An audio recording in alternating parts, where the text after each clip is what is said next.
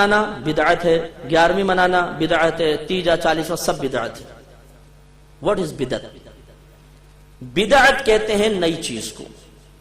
اس کی تعریفیں آپ کو مختلف ملیں گی، لیکن میں وہ آپ کو تعریف بتا رہا ہوں جو واقعی یہ تعریف ایتھینٹک ہے اور ماننی چاہیے۔ نبی کریم صلی اللہ علیہ وسلم کے دور مبارکہ کے بعد دین میں یا دنیا میں جو بھی نیا کام پیدا ہوا اس کا نام بدعت ہوتا ہے، اور ہر بدعت بری نہیں ہوتی۔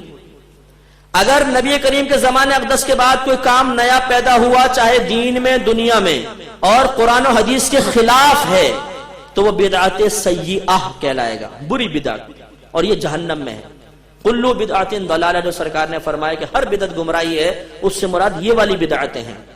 اور اگر کوئی کام ایسا ہوا کہ اللہ کے نبی نے نہیں کیا لیکن وہ کام بعد میں پیدا ہوا اور دین کی تقویت کے لیے ہے، فائدے مند ہے، مسلمان اس سے اچھا سمجھ رہے ہیں، تو یہ ہے بدعت حسنہ، اس کو اچھی بدعت کہتے ہیں۔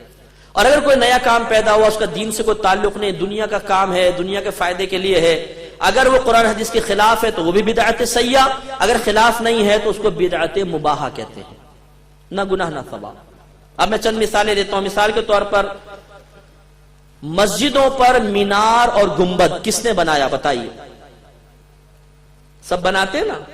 امام صاحب کو تنخواہ دیں گے تھوڑی سی، لیکن مینار کے اوپر لاکھوں روپے خرچ کرتے ہیں، لاکھوں روپے کا سریہ لگاتے ہیں، حالانکہ یہ کوئی سنت نہیں ہے بنانا، نبی کریم نے نہیں بنایا، صحابہ کرام نے نہیں بنایا، یہ تو بعد میں فقہائے اسلام نے اس کی اجازت دی، اس لیے کہ لوگوں کے گھر پکے بننا شروع ہوئے، مسجد میں اور گھر میں امتیاز ختم ہو گیا، مسافر آتے تھے انہیں پتہ نہیں چلتا تھا مسجد کہاں ہے، تو پھر کہا بھی کوئی مابہل امتیاز ہونا چاہیے، کچھ نہ کچھ مسجد میں اور گھروں میں فرق ہونا چاہیے، تو کیا کریں، چلو جی گنبد اور مینار بنا دیں، تو گنبد اور مینار شروع ہو گئے۔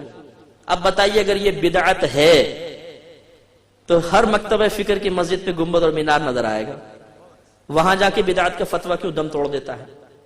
محراب نبی کریم کے دور میں نہیں تھی، سیدھی دیوار ہوا کرتی تھی، بالکل سیدھی دیوار، صحابہ کرام کے دور میں سیدھی دیوار ہے، یہ تو تبع تابعین کے دور میں جا کے کہیں محراب بننا شروع ہوئی۔ محراب کیوں بناتے ہیں؟ ہر مسجد میں محراب آپ کو نظر آئے گی، کسی بھی مکتبہ فکر کی محراب نظر آئے گی۔ کیوں؟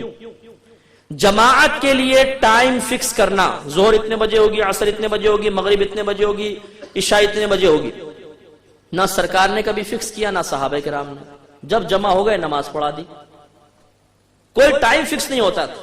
آج ہر مکتبہ فکر کی مسجد کے اندر جماعت کا ٹائم فکس ہے، اتنے بجے ہوگی، اتنے باقاعدہ اعلان کرتے ہیں، یہ بدعت نظر کیوں نہیں آتی؟ تو معلوم ہوا ہر بدعت بری نہیں ہے۔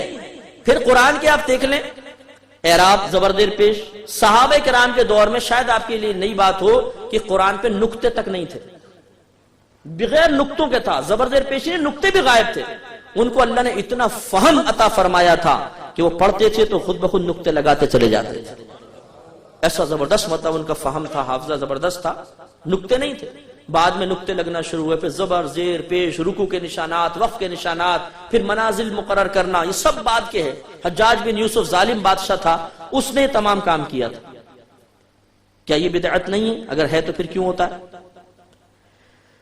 اب یہ دیکھیں کہ یہ بہت سی میں نے مثالیں دی کہ ہر شخص اس کو کر رہا ہے، اور حالانکہ سب بدعتیں ہیں، لیکن کوئی بدعت حسنہ ہے۔ بری بدعت کی مثال آپ دیکھیں، اور اس سے یہ بھی ثابت ہوگا کہ نبی کریم کے دور کے بعد ہی بدعت کا آغاز ہوا۔